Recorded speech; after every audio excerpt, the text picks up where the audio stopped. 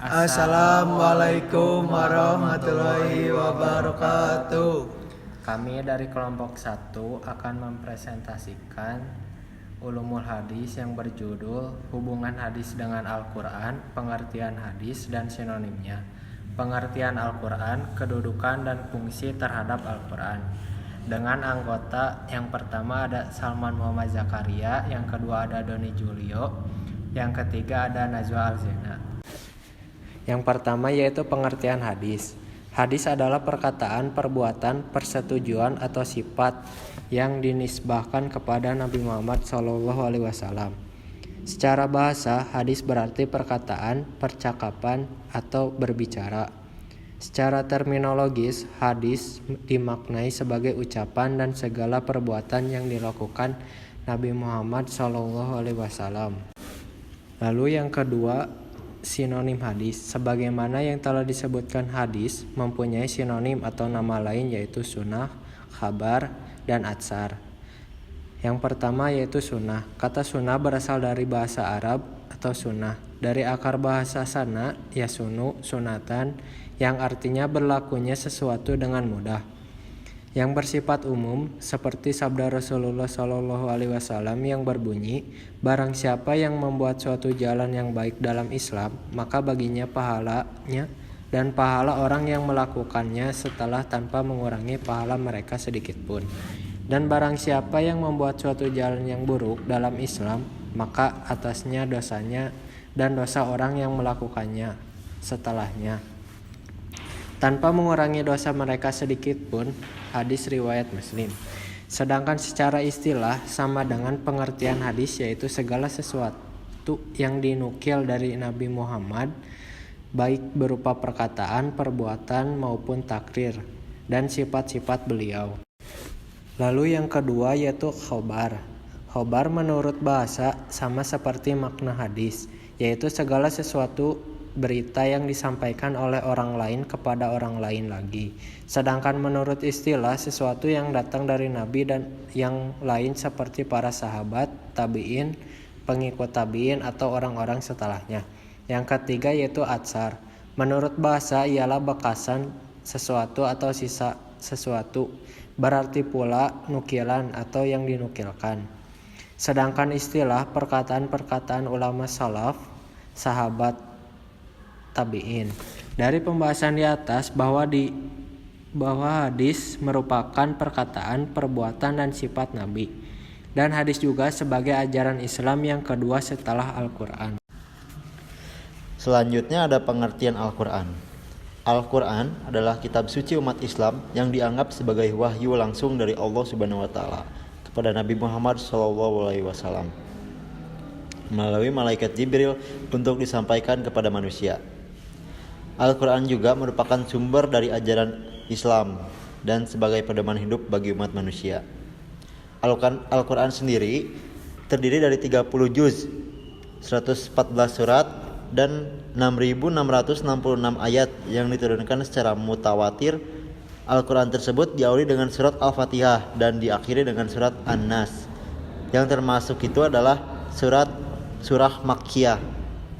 Al-Quran adalah sumber ilmu bagi kaum muslimin yang merupakan dasar-dasar hukum yang mencakup segala hal, baik yang menyangkut hukum agama maupun aspek sosial dalam kehidupan sehari-hari. Yang kedua ada hadis. Definisi hadis adalah kumpulan perkataan, perbuatan, dan persetujuan dari Nabi Muhammad SAW yang dicatat oleh para sahabat dan generasi setelahnya. Poin kedua ada sumber. Hadis berasal dari Nabi Muhammad tetapi bukan wahyu langsung dari Allah. Poin ketiga, kedudukan. Hadis berfungsi sebagai penjelas dan pelengkap Al-Quran serta memberikan contoh konkret tentang bagaimana ajaran Islam diterapkan dalam kehidupan sehari-hari. Poin keempat, isi. Hadis mencakup berbagai aspek termasuk tata cara ibadah, etika, dan hukum. Poin terakhir, keaslian. Hadis memiliki berbagai tingkat keaslian, sahih, hasan, dhaif, yang ditentukan oleh para ulama berdasarkan metode tertentu. Yang ketiga ada hadis qudsi. Yang pertama, definisi. Hadis qudsi adalah hadis yang berisi wahyu dari Allah Subhanahu wa taala tetapi disampaikan melalui Nabi Muhammad SAW dengan kata-katanya sendiri. Yang kedua, ada sumber meskipun berasal dari Allah, hadis qudsi tidak diturunkan dalam bentuk Al-Qur'an. Poin ketiga, kedudukan. Hadis qudsi memiliki kedudukan yang tinggi tetapi tidak setinggi Al-Qur'an. Ia berfungsi sebagai penjelasan tambahan tentang sifat-sifat Allah dan hubungan dengan hambanya. Poin keempat, hadis qudsi seringkali berisi ajaran moral, spiritual, dan hubungan antara Allah dan manusia. Yang poin terakhir, keaslian. Seperti hadis lainnya, hadis qudsi juga dinilai berdasarkan keaslian dan kevalidannya. Lalu selanjutnya ada kedudukan hadis. Kedudukan hadis dalam sumber hukum Islam serta dalil kehujahan. Kedudukan hadis di dalam Islam adalah merupakan sumber ajaran dan sumber hukum Islam, sebagaimana halnya Al-Quran Al-Karim. Oleh karenanya, untuk memahami ajaran dan hukum Islam, pengetahuan dan pemahaman terhadap hadis merupakan suatu kemestian. Dalil pertama yaitu iman.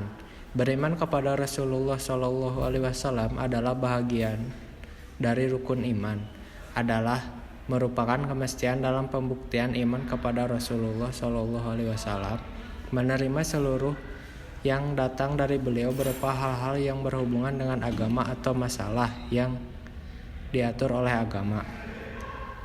Al-Quran Surat An-Nahl ayat 35 artinya, maka tidak ada kewajiban atas para rasul selain dari menyampaikan amanah Allah dengan jelas. Dalil kedua yaitu Al-Quran Al-Karim.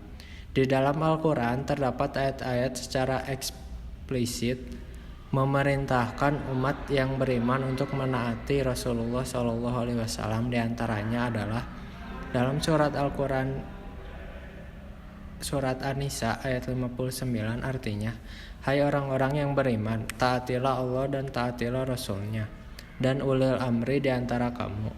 Kemudian jika kamu berlainan pendapat tentang sesuatu, maka kembalikanlah ia masalah tersebut kepada Allah, Al-Quran dan Rasul atau hadis.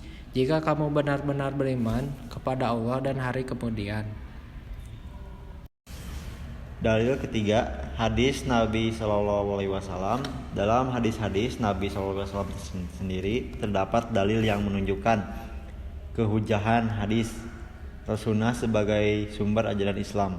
Di antaranya adalah Rasulullah bersabda, aku tinggalkan padamu dua perkara, kamu tidak akan sesat selama kamu berpegang teguh kepada keduanya, yaitu kitab Allah Al-Quran dan sunnah nabinya, hadis. Dalil keempat, ijma. Para ulama telah ijma dalam menerima dan mengamalkan hadis Nabi Muhammad SAW sebagaimana penerimaan mereka terhadap Al-Quran. Penerimaan tersebut adalah karena hadis merupakan sumber hukum syara berdasarkan pengakuan dan kesaksian Allah Subhanahu wa taala. Sejumlah ayat Al-Quran telah mengukuhkan kedudukan hadis sebagai sumber ajaran dan sumber penetapan hukum syara. Selanjutnya ada inkar sunnah. Inkar sunnah adalah paham keagamaan yang menolak hadis sebagai sumber ajaran Islam kedua setelah Al-Quran. Paham ini juga berarti menolak sunnah sebagai dasar pedoman hidup umat Islam. Ciri-ciri tidak mempercayai sunnah yang diajarkan Nabi Muhammad SAW. Terus yang keduanya ada hanya percaya terhadap Al-Quran. Ketiga, mencoba merusak kemurnian agama Islam melalui hadis Nabi. Selanjutnya ada fungsi hadis terhadap Al-Quran. Yang kesatu ada bayan takdir. Hadis sebagai penguat keterangan Al-Quran. Contohnya hadis tentang sholat, zakat, puasa, dan haji. Yang kedua ada bayan tafsir. Hadis sebagai penjelas terhadap Al-Quran. Yang ketiga ada bayan tasyri'i atau jiyadah. Hadis untuk membentuk hukum yang tidak terdapat dalam Al-Quran. Contohnya hadis tentang zakat fitrah. Yang keempat ada bayanut taghyir atau an-nas. Hadis untuk mengubah atau mencabut hukum yang ada dalam Al-Quran. Lalu selanjutnya ada hubungan antara hadis dan Al-Quran sangat erat dan saling melengkapi dalam konteks ajaran Islam. Berikut adalah beberapa poin yang menjelaskan hubungan keduanya. Yang pertama, sumber ajaran Islam. Al-Quran adalah kitab suci umat Islam yang dianggap sebagai wahyu langsung dari Allah Subhanahu wa taala kepada Nabi Muhammad SAW. Hadis di sisi lain adalah kumpulan perkataan, perbuatan, dan persetujuan Nabi Muhammad yang menjadi penjelasan dan contoh penerapan ajaran yang terdapat dalam Al-Quran. Lalu yang kedua, penjelasan dan rincian. Al-Quran seringkali memberikan prinsip-prinsip umum, sedangkan hadis memberikan rincian dan penjelasan tentang bagaimana prinsip-prinsip tersebut diterapkan dalam kehidupan sehari-hari. Misalnya Al-Quran mengatur tentang sholat, tetapi hadis menjelaskan tata cara pelaksanaannya. Selanjutnya yang ketiga, konteks dan situasi. Hadis juga memberikan konteks sejarah dan situasi tertentu yang membantu memahami ayat-ayat Al-Quran. Dengan memahami konteks hadis, umat Islam dapat lebih baik memahami latar belakang dan konteks dari wahyu yang diturunkan. Keempat, otoritas hukum. Dalam banyak hal, hadis menjadi sumber hukum kedua setelah Al-Quran. Dalam pengambilan keputusan, fiqh, hadis sering digunakan untuk menjelaskan atau menafsirkan ayat-ayat Al-Quran. Poin kelima, pendidikan dan pembelajaran. Hadis juga berfungsi sebagai sumber pendidikan dan pembelajaran bagi umat Islam. Melalui hadis, umat Islam dapat belajar tentang akhlak, etika, dan perilaku yang dicontohkan oleh Nabi Muhammad SAW. Poin keenam, keterkaitan dalam ibadah. Banyak ibadah dalam Islam yang didasarkan pada hadis, meskipun prinsip dasarnya terdapat dalam Al-Quran. Misalnya tata cara puasa, zakat, dan haji banyak dijelaskan dalam hadis. Secara keseluruhan, hadis dan Al-Quran sering melengkapi dan merupakan sumber utama dalam memahami ajaran Islam. Keduanya harus dipelajari, dipahami secara bersamaan untuk mendapatkan pemahaman yang utuh tentang agama Islam. Yang terakhir yaitu kesimpulan. Hadis merupakan salah satu sumber ajaran Islam yang penting. Disampaikan Al-Quran secara umum.